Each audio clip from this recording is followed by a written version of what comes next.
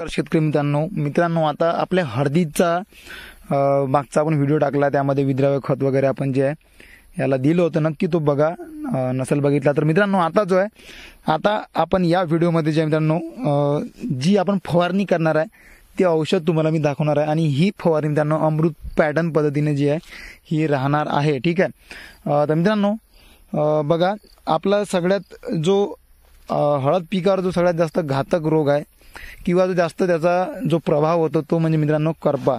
ठीक आहे. किंवा जे बॅक्टेरियल रोग असतात किंवा त्याचा जो आहे सगळ्यात जास्त प्रभाव जो आपल्या हळद पिकावर हा असतो. इथे बघा सध्या जो आहे तुम्हाला इथे करपा जो आलेला आपल्या हळदीवर चांगल्या प्रकारे दिसणार आहे. ठीक आहे. कारण बघा, आपण यावर जे आहे अजूनही जे सिस्टमॅटिक जे बुरशीनाशक असतं आपण त्या अजूनही आपण यावर मारलेले नाही.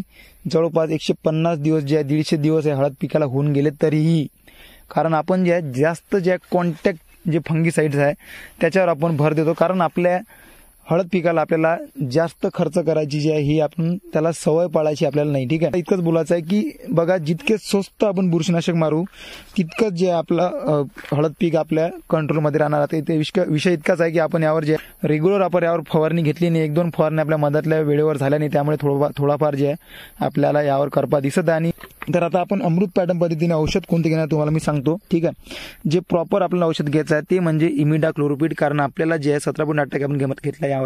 कारण यावर जे आहे तुम्हाला थोड्या प्रमाणात का असो ना 1-2%, 10% पांढरी माशी सुद्धा दिसणार, त्यानंतर तुडतुडे सुद्धा दिसणार. ठीक आहे.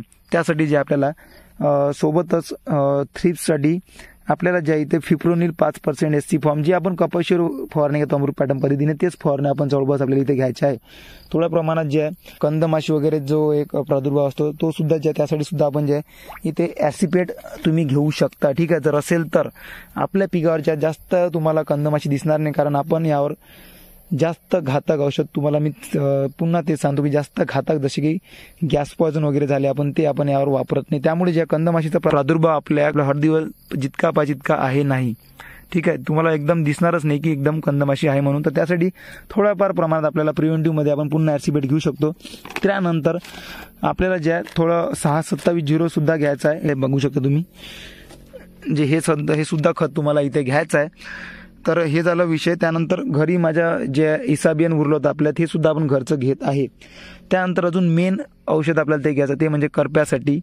इथे घेतलं आपण बघा कोसावेट सल्फर. आता कोसावेट सल्फर मला मार्केटमध्ये मिळालं नाही, तर इथे आपण सल्फर 80% WDG आपण घेतलेलं आहे.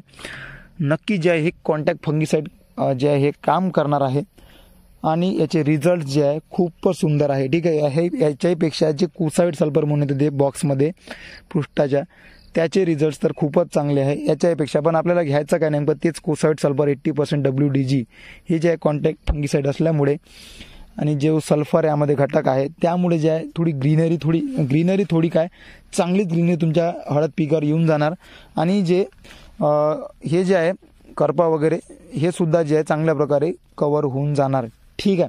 तर यासाठी जे आपल्याला थोडं स्प्रेड व्हायला, औषध स्प्रेड व्हायला पूर्णीकडे सगळीकडे आपण एक इथे घेतला आहे स्प्रेडर, म्हणजे आपलं जे आहे स्टिकर आपण घेतला आहे. बघा कोणते तुम्ही इथे घेऊ शकता. जे इथे हे जे आहे silicon based non ionic surfactant. ठीक आहे. तर नक्की जे तुम्ही हे 5 ml प्रतिपंप हे सुद्धा तुम्ही घेऊ शकता. तर अशा प्रकारे जे आपण ही फवारणी घेतली आहे, मेन औषध तुम्हाला मी सांगतो इमिडाक्लोप्रिड, फिप्रोनिल, त्यानंतर कोसावेट सल्फर, 627-0 विद्राव्य खत आणि एक कीटकनाशक गरज असेल तर, आणि सोबतच आपल्याला जे आहे स्टिकर सुद्धा घ्यावं लागेल औषध सोबत. तर अशा प्रकारे आपल्याला जे आहे 6 औषध तुम्ही घेऊ शकता. आणि हे कॉम्बिनेशन बिलकुल फाटणार नाही. काही लोकांना वाटते की इतके आपण कॉम्बिनेशन वापरतात, बिलकुल हे कॉम्बिनेशन नाही आहे.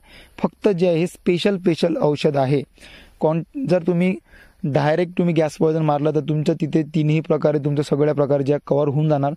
पण ते नक्की जे थोडं घातक आपण म्हणू शकतो आपल्यासाठी सुद्धा आणि आपल्या पिकासाठी सुद्धा. ठीक आहे. आणि मित्रकिडीसाठी सुद्धा, कारण पूर्ण प्रकारे मित्रकिडी जे आहे खतम होऊन जाणार आहे. तर मित्रांनो आता ज्या थोडासा प्रोग्रेस आपल्या हळदीवर पिकावर नक्कीच दिसत आहे, कारण आपण काही खतं आणि आता नक्कीच जे आपण ही फवारणी करणार त्यामुळे सुद्धा जे चांगल्या प्रकारे आता रिझल्ट आपल्याला नक्कीच येणार आहे. तर मित्रांनो अशाच माहितीसाठी, प्रॅक्टिकल माहितीसाठी आपल्या चॅनलला नक्की सबस्क्राईब करून घ्या. भेटूया मित्रांनो. धन्यवाद. फवारणी घेताना एक गोष्ट नक्की लक्षात ठेवा की जो स्प्रे आहे हा पूर्ण हळदीवर उडाला पाहिजे, जेणेकरून तुम्हाला रिझल्ट जे आहे हे चांगल्या प्रकारे येऊन जाणार.